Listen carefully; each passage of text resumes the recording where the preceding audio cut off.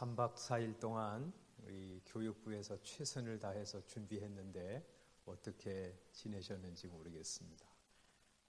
잘 지내셨죠? 저는 잘 지내지 못했습니다. 특별히 마지막 예배 설교에 대한 부담이 있어서 늘 그 생각하니까 편히 쉬지를 못했습니다. 제가 이제 여러분 교육부장들을 모셨는데 이분들이 끝까지 이렇게 긴장하고 계셨겠구나 이런 것들을 지금에서야 느낍니다. 오늘 이제 마지막 말씀을 이렇게 전하려고 하니까 어제 어떤 우리 교육부 스텝 한 분이 폐회배 설교는 어떻게 하면 제일 잘 하느냐, 성경 한 구절 읽고 내려가면 제일 잘한다 이런 말씀을 하셨는데 또 그러면 너무 성의가 없을 것 같아가지고 말씀 준비한 것은 좀 전하도록 하겠습니다. 근데 여기 시계를 좀 갖다 주시면 좋겠네요. 여기 있었는데.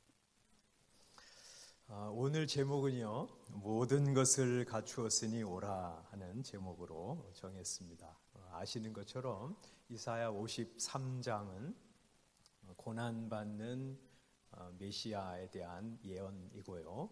또 54장은 그 메시아를 통해서 세워지는 하나님의 나라 확장될 것을 말씀하시는 내용이라고 하면, 이사야 55장은 그리스도께서 세우시는 나라에 모든 좋은 것이 다 준비되었기 때문에 오라 하고 초청하시는 초청의 말씀입니다. 그래서 우리가 읽은 1절에 이렇게 모든 사람들을 초청하고 있습니다. 오호라 너희 모든 목마른 자들아 물로 나오라 하고 초청하고 있습니다. 돈 없는 자도 오라 너희는 와서, 또 값없이 와서 이렇게 오라고 초청하십니다. 우리 주님께서 세우신 나라에 생명과 모든 좋은 것이 있기 때문에 그것을 와서 먹고 마시라고 초청하고 계시지요.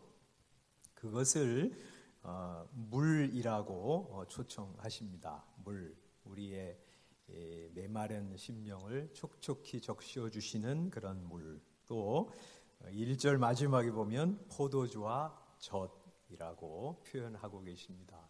우리의 마음을 기쁘게 해주는 포도주, 또 영양가 있는 젖, 이것이 무한정으로 준비되어 있다고 말씀하시는 것이죠. 또 2절에 보면 좋은 것을 먹을 것이며 너희 자신들이 기름진 것으로 즐거움을 얻으리라 하고 말씀하십니다. 기름진 것은 육식 중에서 가장 좋은 부위를 가리킬 때 말씀하시는 것이죠. 좋은 것, 기름진 것이 준비되어 있다 하고 말씀하십니다. 하나님의 나라, 그리스도께서 세우시는 나라에는 생명과 모든 신령한 복이 가득 준비되어 있다고 초청하시는 것이죠.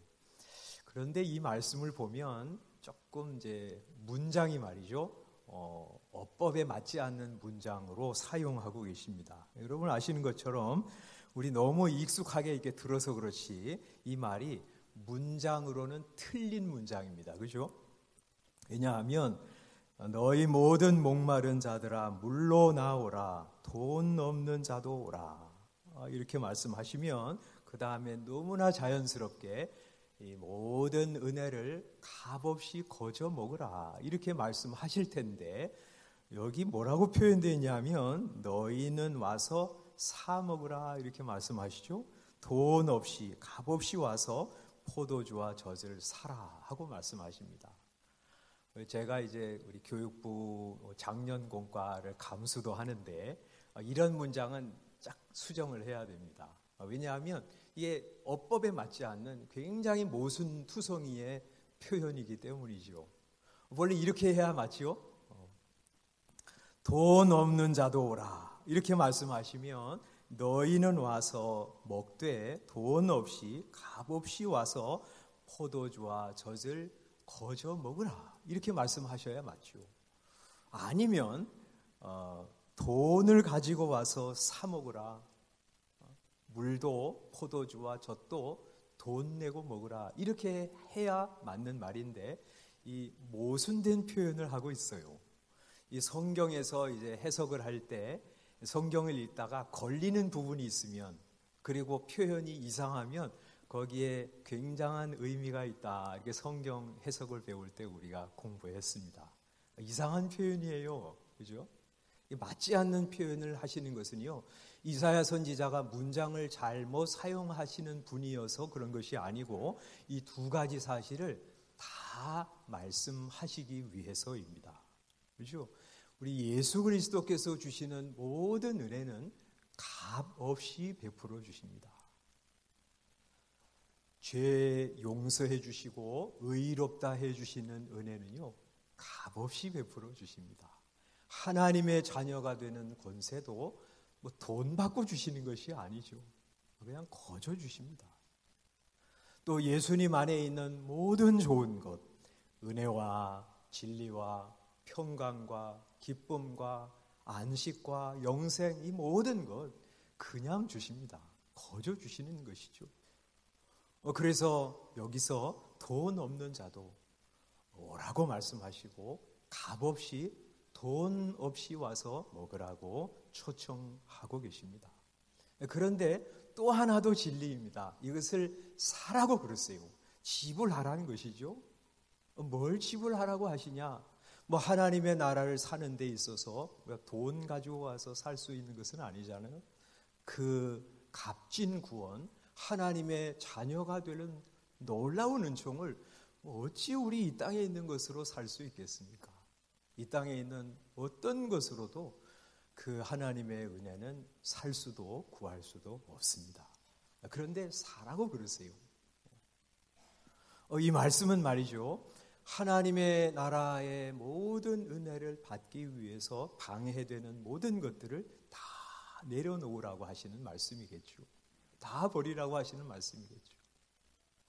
그래서 우리가 잘 아는 것처럼 마태복음 13장 한 구절 좀 같이 읽어보도록 하겠습니다. 우리 잘 아시는 천국 비유를 하시면서 예수님께서 13장 44절에 이렇게 말씀하십니다. 한번 찾으신 분들은 같이 읽어보겠습니다. 시작.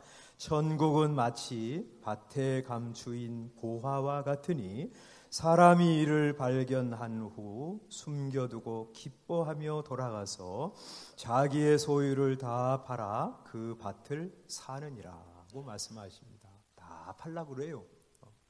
이 밭에 감추인 보화를 발견한 사람은 이게 너무 값진 것이어서 자기가 있는 모든 소유를 다 팔아가지고 그 밭을 산다고 말씀하세요. 하나님의 나라가 그렇다고 말씀하시는 것이죠. 하나님의 나라 안에 있는 은혜와 복은요, 이 너무 값진 것인데 그것을 지불하고 살 수 있는 것은 아무것도 없는데, 그러나 하나님의 나라의 복을 얻는 데 필요한 방해되는 모든 것이 있으면 그거 다 버리라고 하시는 것이죠. 그것을 팔라고 말씀하세요. 자기의 소유를 다 팔아 그 밭을 사느니라고 말씀하시죠. 부자 청년이 예수님께 나왔습니다. 어떻게 하면 영생을 얻으리까? 그 이야기를 들으시고 예수님께서 그를 사랑하셔서 말씀하셨습니다. 네 모든 소유를 다 가난한 자들에게 나누어 주라. 그리하면 하늘에서 네게 상이 있으리라. 그리고 와서 나를 좇으라 하고 말씀하십니다. 그런데 그 예수님의 초청을 받고 그는 그 모든 자신의 소유를 가난한 자들에게 나누어 줄 수 없었습니다. 이걸 나누어 주고 어떻게 사나? 나누어 줄 수가 없었습니다. 그래서 예수님 따르는 것도 포기할 수밖에 없었습니다. 그리고 그는 쓸쓸한 뒷모습을 남기면서 예수님으로부터 멀어져 갔습니다. 이해할 수 있습니다. 그죠? 어떻게 모든 재산 다 버릴 수 있겠습니까? 그러나 이 땅의 짧은 인생과 말할 수 없이 영광스러운 나라의 영원함을 생각했다 그러면 그는 그것을 버리지 않았을까? 그것을 그는 보지 못했기 때문에 이 세상의 짧음과 내세의 영원함을 보지 못했기 때문에 그 하나님의 나라에 있는 영광이 얼마나 귀한 것인지 알지 못했기 때문에 그는 이 세상에 있는 재물을 버리지 못하고 하나님의 나라로부터 멀어지게 되었습니다. 그는 팔지 않았습니다. 말하자면 하나님의 나라의 복을 사지 않았습니다. 헤롯이 동생의 아내 헤로디아를 아내로 취했습니다. 세례요한이 당신이 동생의 아내를 취한 것이 옳지 않습니다 하고 책망했지요. 그 이야기를 듣고 헤롯이 요한이 의롭고 거룩한 사람인 것을 알고 그의 말씀을 들을 때 달게 들었다. 번민하면서도 달게 들었다고 말씀하십니다. 그 세례 요한의 책망의 말씀을 듣고 이거 버려야 되는구나 하고 생각하고 헤로디아를 동생에게 돌려보냈다면 그것이 파는 것이 되었을 것이고 그런 하나님의 나라의 영광에 참여하는 사람이 되었을 것입니다. 그러나 그는 그것을 버리지 못했습니다. 팔지 않았습니다. 다른 말로 하면 하나님의 나라의 영생과 복을 그는 사지 않았던 것입니다. 이 두 가지를 이사야 선지자는 우리에게 다 말씀하십니다. 예수님 안에는 모든 좋은 것이 있는데 그것을 와서 다 값없이 먹으라. 그런데 그 하나님의 나라의 복에 참여하는데 방해되는 모든 것이 있으면 그것이 어떤 것이라도 다 버리고 그리고 와서 하나님의 은혜를 구하라고 말씀하시는 것이죠. 그것이 돈일 수도 있고요. 하나님의 나라의 은혜를 받는데 방해되는 것이 내 자존심일 수도 있고요. 또 명예일 수도 있고 혹은 내 목회의 성과일 수도 있고 내 체면일 수도 있고 게임일 수도 있고 혹은 인터넷 서핑일 수도 있습니다. 혹은 강아지일 수도 있습니다. 제가 부목사였을 때 어떤 분 가정에 우리 구역장과 함께 신방을 갔습니다. 신방을 가서 이분이 늘 교회에 이렇게 그 주변에 이렇게 계시기 때문에 교회 안으로 쑥 들어오십시오. 난 예배만 드리지 마시고 저녁에도 또 수요일에도 또 우리 구역 공부도 함께 하셔서 우리 좋은 교회에 들어와서 신앙생활하는데 그 은혜를 누리면서 살아가십시오. 이렇게 권면하니까 이분이 하시는 말씀이 안 됩니다. 왜 안 됩니까? 제가 물어보니까 강아지 때문에 안 됩니다. 제가 구역 예배 가면 몇 시간 동안 그 강아지 누가 봅니까? 제가 말이요, 그거 이야기를 듣고 이 세상에는 하나님보다 강아지를 더 좋아하는 사람이 있구나 생각을 했습니다.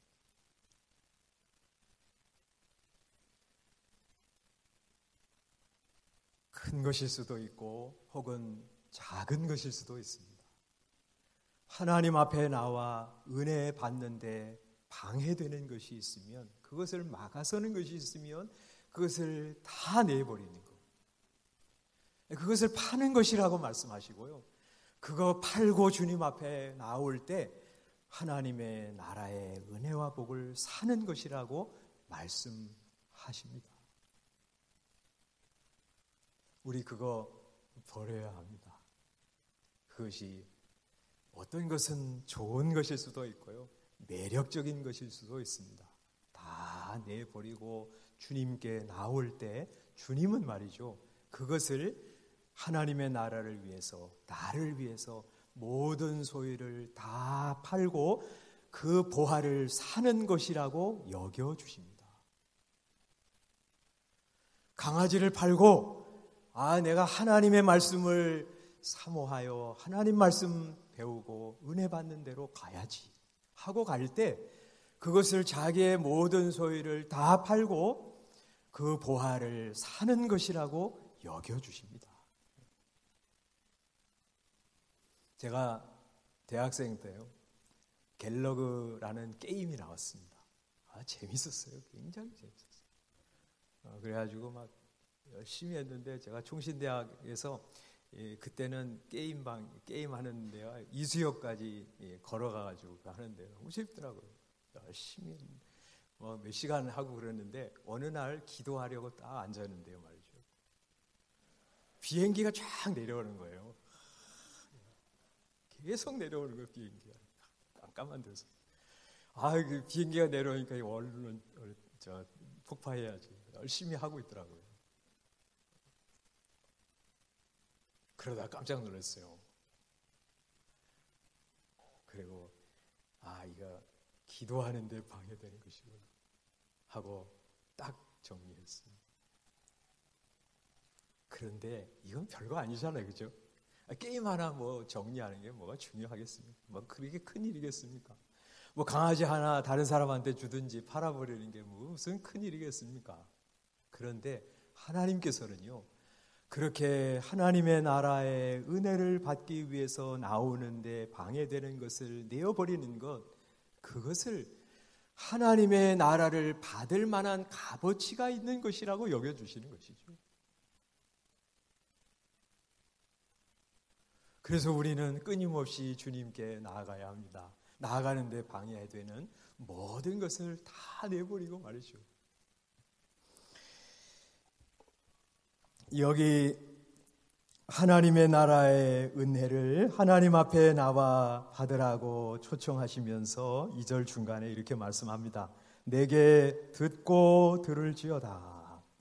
그리하면 너희가 좋은 것을 먹을 것이며 너희 자신들이 기름진 것으로 즐거움을 얻으리라 하고 말씀합니다. 내게 듣고 들으라. 지속적으로 들으라고, 반복적으로 들으라고 말씀하십니다. 매일 하나님 앞에 나가서 주님의 음성을 들으라고 말씀하십니다. 그 주님의 말씀 들으러 나갈 때 그 주님이 말씀을 통해서 하나님의 나라의 복, 그리스도 안에 있는 신령한 은혜를 베풀어 주신다는 약속의 말씀이시죠. 그래서 우리는 주님께 듣기 위해서 나갑니다. 어제도 주님 앞에 나가서 듣고, 또 오늘도 주님 앞에 말씀을 들으러 나아갑니다. 듣고 들으러 갑니다. 우리는 매일 주님의 말씀을 들어야 합니다.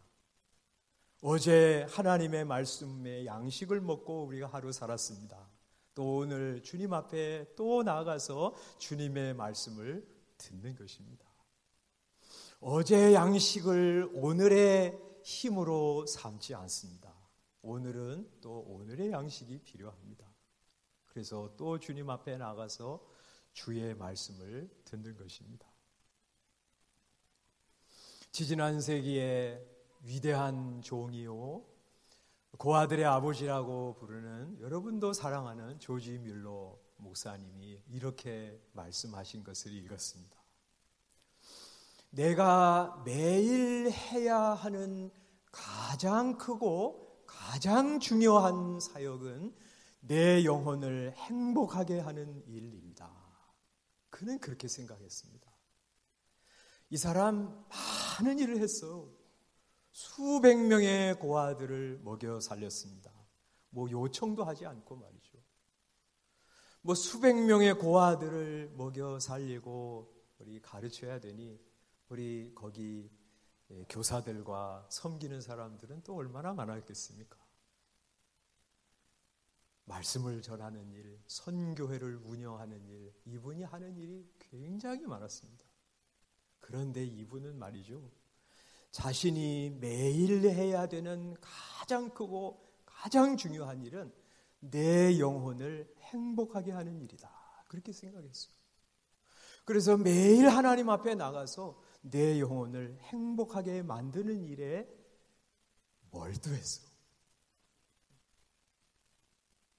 하나님의 말씀을 매일 섭취함으로 자기 영혼을 행복하게 만들었습니다. 행복한 영혼을 가지고 우리 교사들에게 말씀을 전하고요. 또 사람들을 위로하고 격려하고요. 또 고아들을 세우면서 일했습니다. 우리가 왜 신앙생활이 재미가 없고 무미건조하고 하는 일이 왜 힘이 들고 어렵습니까? 상황이 어렵기 때문이기도 하지만 근본적으로는 내 영혼이 행복하지 않아서일 것입니다. 매일 하나님 앞에 나가서 주의 음성을 듣고 위로받고 소망을 가지고 기뻐하면서 생활할 수 있다 그러면 사역이 막중하고 일이 과중해도 기쁘게 감당할 수 있을 것입니다. 이사야 선지자는 하나님의 말씀을 대언하면서 두 번째로 3절에 이렇게 말씀합니다. 너희는 귀를 기울이고 내게로 나와 들으라. 그리하면 너희의 영혼이 살리라 하고 말씀하십니다. 2절에서 듣고 들을지어다 하고 말씀하시는 것이 지속적으로 반복적으로 주님의 말씀을 들으라고 하시는 초청이라면 귀를 기울이고 내게로 나와 들으라 하시는 말씀은 주의 깊은 마음으로 주의 말씀을 들으라는 초청이겠죠. 집중해서 주님의 말씀을 들으라고 하십니다. 하나님 내게 무슨 말씀을 하시렵니까? 세미한 음성으로 말씀하시는 주의 음성을 듣기 위해서는 주변의 소음과 생각들, 사상들 다 이렇게 내려놓고 주님 앞에 집중해서 주의 음성을 들어야 합니다. 내게 주시는 말씀으로 말이죠. 여러분도 그러시겠지만 저도 목회자로서 성경을 읽을 때 제일 빠질 수 있는 함정은 아마 성경을 읽으면서 설교 준비하는 것일 것입니다. 처음에는 하나님 말씀해 주십시오 하는 마음으로 하나님의 말씀을 읽는데 어느샌가 설교 준비하는 것으로 넘어가 있는 자신을 발견할 때가 한두 번이 아닙니다. 자연스러운 일이겠죠.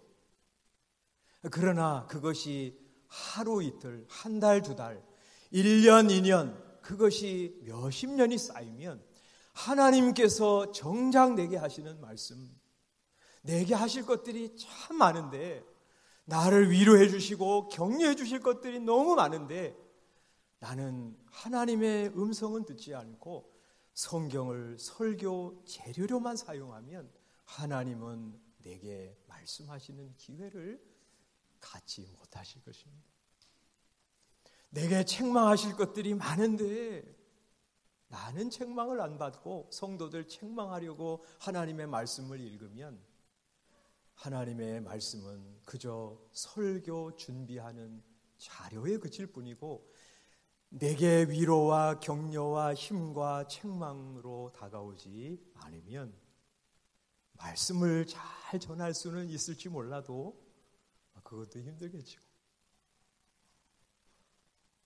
내 심령, 내 습관, 내 자세, 내 삶의 목적이 바뀌지 않고 세상이 요구하는 방식으로 목회하고 신앙생활 하게 될 것이라.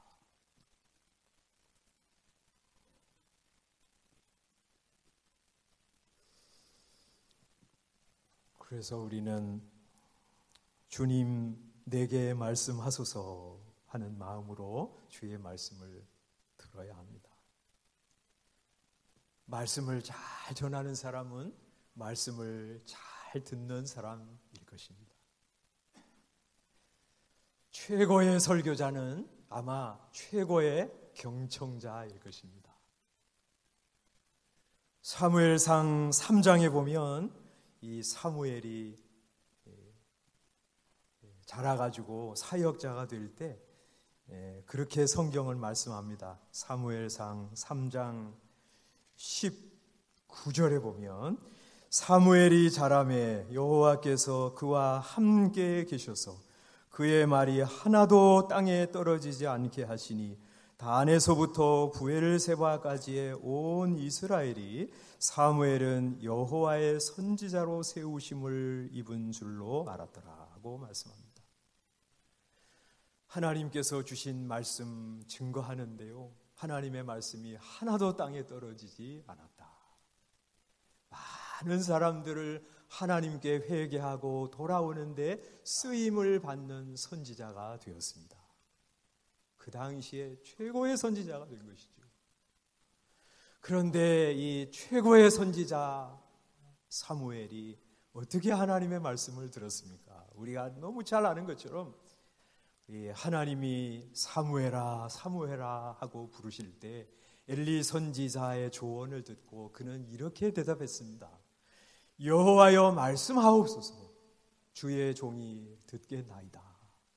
아마 이것이 그때만 아니라 그 이후에도 사무엘 선지자가 하나님을 향한 자세였지 않을까 생각합니다. 하나님 말씀하옵소서, 종이 듣겠나이다. 당신의 종이 듣겠습니다 하는 마음으로 주의 말씀을 경청했습니다.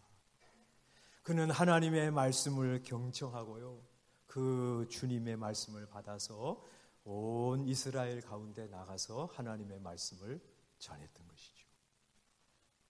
최고의 경청자가 최고의 설교자가 된 것입니다. 우리가 하나님의 말씀을 잘 전하기를 소원합니다. 그러기 위해서는 하나님의 말씀 앞에 부지런히 나아가 듣고 들어야 합니다. 귀를 기울이고 주님께 나아가 들어야 합니다.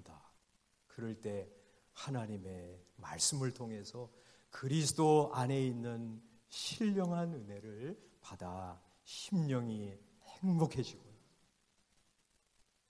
그래서 내 가슴을 훑고 지나간 말씀으로 하나님의 말씀을 전할 수 있습니다. 양희은이라고 하는 유명한 가수가 그런 이야기 인터뷰한 거 제가 들어봤습니다.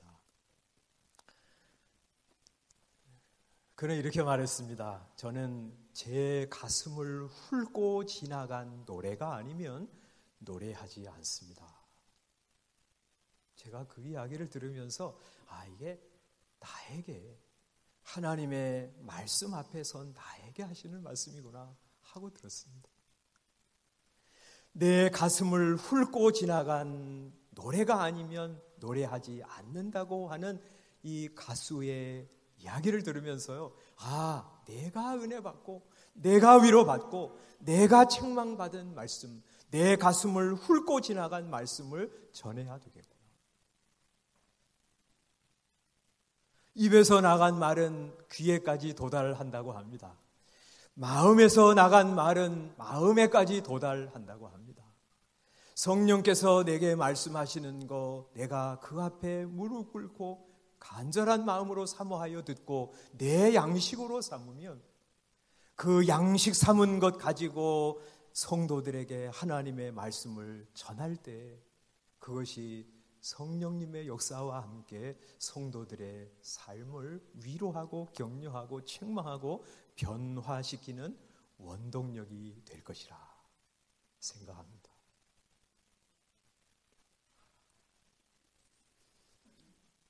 회외 예배를 마치면서 이번 여러 설교와 특강들을 통해서 하나님께서 베풀어 주신 말씀의 잔치, 큰 은혜 마음속에 잘 간직하고 돌아갑니다.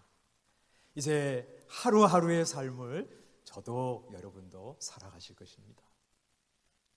하루하루 살아갈 때 예수님 안에는 무궁무진한 은혜가 있는데 나는 왜 이렇게 가난하고 핍절하고 메마르고 생기 없는 상태로 살아가나? 나 주님께 나아가서 주님 나라 안에 있는 신령한 은혜를 풍성히 받아서 살아가기를 소원합니다 하는 마음으로 주 앞에 매일 나아가서 듣고 들으시기 바랍니다.